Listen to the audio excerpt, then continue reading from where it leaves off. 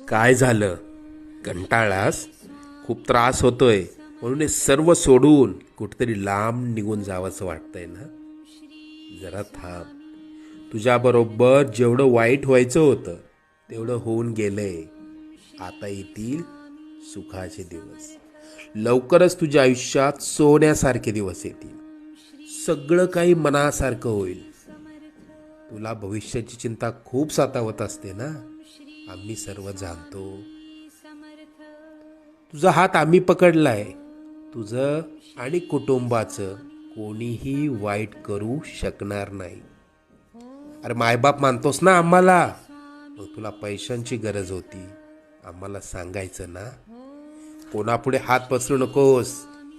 आजपासून आम्ही तशी वेळच येऊ देणार नाही.